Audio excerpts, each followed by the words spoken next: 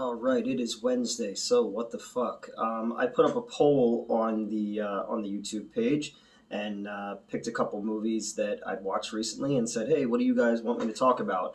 And the big one seemed to be Snakes on a Plane. So I just watched it a couple weeks ago, so I figured, all right, let's talk about Snakes on a Plane from 2006. It's crazy how long ago this movie came out when I think about it, because I remember fucking opening night like it was yesterday. Uh, People showed up to the theater dressed. I was still at Regal at the time, and people showed up to the midnight show dressed in like flight attendant outfits and stewardess outfits, or with snakes, or with props and shit. It was a lot of fun. The movie had a lead up from the Snakes on a Blog, which I remember checking quite regularly because people would put up some really fun shit there, comics and artwork and songs and whatnot, because I consider this the first meme movie. It's snakes on a plane slithered so that Sharknado could swim, I guess you could say. Um, if you think back on the internet and movies, the first time I remember a movie having a website was Space Jam, which was like 95 or 96. And then, that pops up every few years like, oh, look, the Space Jam website still exists the way it was. Um, you know, and then it really wasn't until 99 with the Blair Witch Project that I remember someone realizing that the internet is such a strong marketing tool for a film. And the Blair Witch stuff, I mean, the hype was really created there. They created the mythos and the backstory behind everything, and it created this idea that these people were actually missing. Anybody who had never seen Cannibal Holocaust would be like, well, it's real, even though a year before Blair Witch came out, the last broadcast came out, which is about the Jersey Devil. I'm from New Jersey, so I knew all about that movie. Not as well made, but still, it beat Blair Witch. It beat Blair Witch out, but nobody cared about it because it didn't have the same sort of marketing foresight that the Blair Witch Project had. And yeah, Blair Witch is a better movie. I'm not, I haven't seen it in a really long time, but I remember seeing it in the theater and being like, holy shit, this is huge. I saw Cannibal Holocaust at a young age, so I got what they were doing from it. I was in high school when Blair Witch came out. And I remember the theater was like telling people they should take like Dramamine, who get motion sickness from it because of all the shaky cam. Well before like shaky cam became part of like every fucking action movie. Like as much as I like some of those Bourne movies, they got like ridiculous with the was it Paul Greengrass? Like it's But I digress. I'm getting off topic here. You had the Blair Witch Project that really used the internet to its advantage, and then from there, the Kevin Smiths and the Peter Jacksons kind of figured things out a little bit more and started to use it as well. And now it's such an integral part of film marketing. But as far as like a movie that like really spawned out of memes, as soon as people caught the title "Snakes on a Plane," like you got to think in 2006 we weren't in a B movie world. We didn't have the asylums. We didn't have the Wild Eye releasing and where you could do snakes on a train or transmorphers or whatever mockbuster that they have or the perfect movie doesn't exist and the Velocipaster poster and that meme. The Slender Man, shit like that. All these things that kind of had more been time because now fucking Morbius is a meme and theaters are getting it back, and I'm like, stop. We've gone too far as a people, but it's like how meme culture kind of allowed some of these things to get some oxygen, which allowed the fire to grow a little bit more. And Snakes on a Plane was really the first time that I remember anything like that, and being really excited about this movie. That Cobra Starship song was always on the radio. That I'm ready for it, come on, be me. So I don't remember how it goes. It's at the end credits of this movie though. I'm not a good singer. Sorry, I'm only good at so many things. Very little. So this movie has Samuel L. Jackson. Samuel L. Jackson. He's coming off the Star Wars prequels at the time, but he's the highest box office African American actor of all time. Didn't get his start until he was in his late 40s. So it makes me think maybe I have a chance to do something with my life. So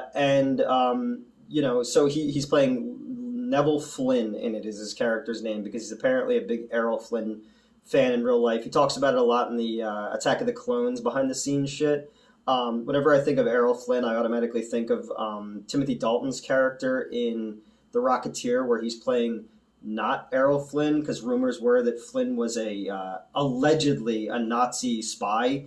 And if you've ever seen The Rocketeer, which is a fucking amazing movie, he's basically playing a satire on Errol Flynn.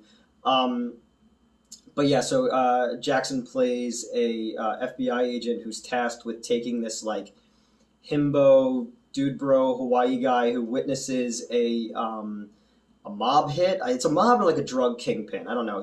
They show how dangerous he is because he kickboxes. This bad guy has his men kill I don't know, like a lawyer or something for the court case shit.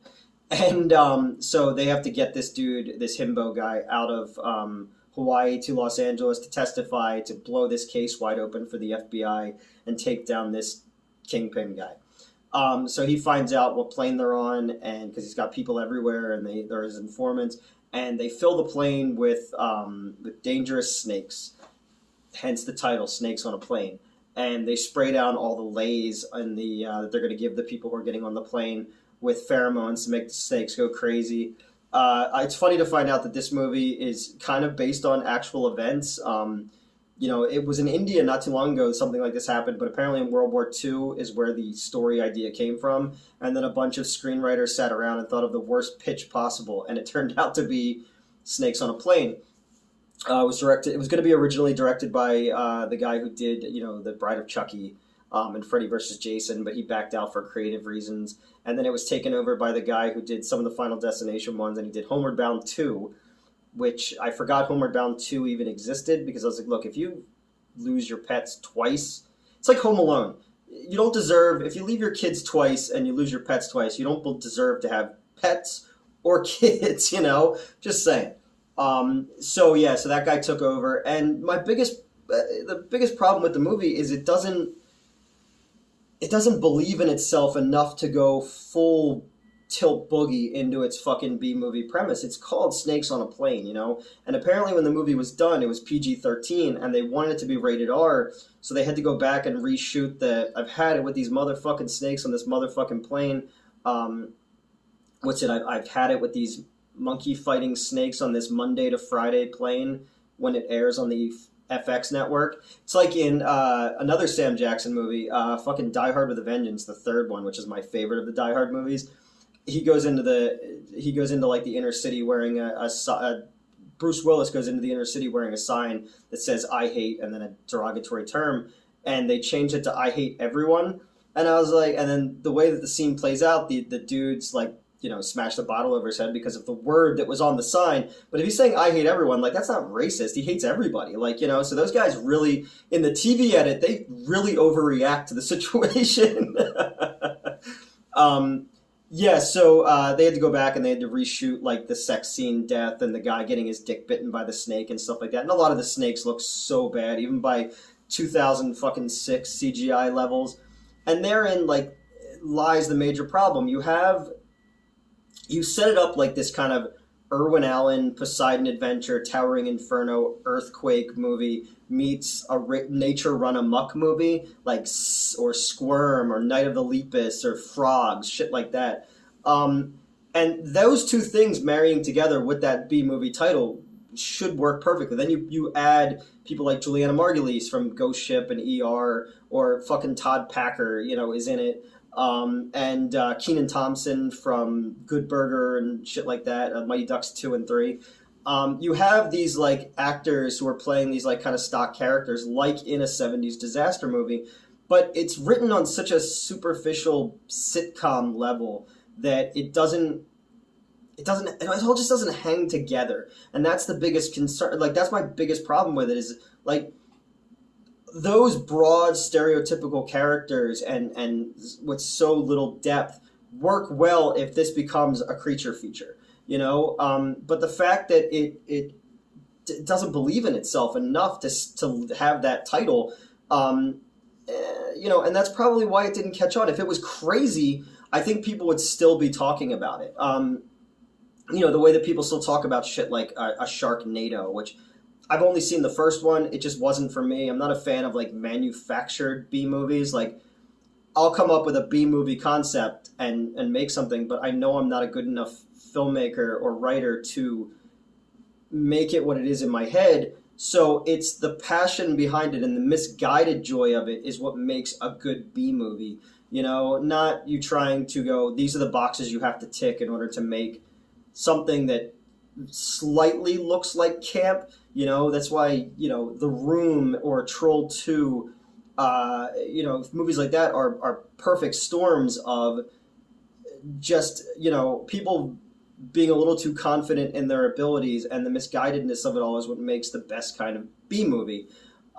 In this, you have they're up there and the snakes get out, and you have a couple kill scenes and stuff like that, but it just seems also very tame in the long run, and I almost feel like they like it's not worthy of its title, and that's probably, and people don't remember it. When I saw it pop up on Tubi, I was like, oh, wow, I haven't seen that movie in a really long time. I like elements of it, But then you look at shit like a Velocipaster or whatever, or the Amazing Bulk, that Wild Eye does, and I'm working with Wild Eye now, so we're doing some cool stuff. Or like, even the Polonia brothers doing shit like Amityville in Space is coming out. Like, stuff like that has impact because, like, look at this fucking title. I have to see this because I want to see how fucking stupid it is. And then when it's really fucking stupid, you go, oh, I should have seen that coming. But still, it's like you bought into it because it believes in its concept, and it plays up the elements that it doesn't have, which is budget and talent and all those kind of things. I'm a Polonia Brothers fan. Don't get me wrong. But I guess that's kind of why this movie is lost to the sands of time. Really, was just it didn't resonate properly. It could have been, kind of the same thing with like a Grindhouse when it came in. Nobody got the gag. So people were going to see this, who were going to see it based only on the title. Then they were like, oh, all right, well, that was like a sci-fi original type of movie, but it has like A+ talent in it, There's like the character, even in 2006, I thought it was weird. There's like the character who's like the flight attendant, and he's made out to be gay. And when he talks about his girlfriend, everybody goes, oh, yeah, sure, you have a girlfriend. And then at the end, he does have a girlfriend, and that's the joke. I didn't get it. So let's go for a walk. So I wanted to film outside today because there's always snakes in the park near my apartment, but it's fucking pouring out, so I opted not to. I'm just in my living room walking around now. But so my final thought on Snakes on a Plane is Lionsgate has like a million movies that they do a bunch of sequels to all the time. And, Disney does it too with sequels to their animated movies. And they're always like low budget things. Or you have 50 Wrong Turn movies and Butterfly Effect 2 and like all these movies that have, direct to video, direct to streaming sequels. Why the fuck is there not a Snakes on a Plane series of direct to video or directed streaming, directed Blu-ray movies? It's crazy. Like, I'll put Lin Shaye in it. Fucking Lionsgate, call me. You want snakes in outer space? I'll give you fucking snakes in outer space on a space station. You want human snake hybrids, Nazi soldiers? I'll fucking give you that. Like, it's a title that people remember and they go, oh yeah, I remember that movie. Why are they not making sequels to this? So I'm putting it out there now. I wanted to kind of walk around my apartment because my leg was cramping and I was starting to get a Charlie horse, so I decided to walk around. But yeah, Lionsgate, call me. I've already got all this dumbass fucking props in my bedroom right now because I have to take everything to the studio coming up. There's the tank from what was Sharkula. There's the Planet Frankenstein helmets. There's some puppets there for projects that we're working on right now. There's the VHS, one of the Video Nasty puppets. There's a Ouija board that Doug Walker gave me for some reason. There's Justin Silverman's head from the Pokemon trailer. Yeah, I don't know. I gotta get all this stuff out of here eventually. Ooh, now my thing's not switching. Oh, there we go. All right, so that's it. I just wanted to kind of talk about the movie you guys had brought up, doing Snakes on a Plane, and make my pitch for more snake movies, mutant snakes, Amityville snakes. What do you want? I'll fucking give it to you. Because I do feel like this title has some value to it still. Like people still know the title "Snakes on a Plane." My phone started ringing, so I had to stop and redo this ending bit. What I wanted to say was, and if you're gonna do it as a low budget, direct to video, direct to streaming, well, I guess video isn't a thing anymore. You don't even need Samuel L. Jackson. I mean, look at the fucking Ian Ziering carried and Tara Reid carried the fucking Sharknado movies. It's just like I don't know. It just seems like such a no-brainer when you see some of these franchises that just sit, collecting dust when they could be made into a sequel that people would be scrolling through Tubi and go, oh shit, they made a sequel to that. I'll check that out, And it usually ends up terrible, but that's fine. I'm cool with that. So yeah, and here goes my phone again. So yeah, that's it. I just wanted to kind of talk a little bit about snakes on a plane and wander around my house a little bit and. Hey Elvira, tell people that we'll join them, that we'll see them next week. No? Fucking useless. All right, I watch out for snakes on planes and snakes on trains and now I kind of want to write one of my dumb snakes on a plane ideas. So I guess yeah, thanks for joining me this week. Like, share, subscribe, send this to anybody. Send it to Lionsgate and say, hey, give this guy a chance. He's a fucking idiot, but you could do much worse. I've seen some of the Lionsgate movies. Yeah, so I will see you next Wednesday.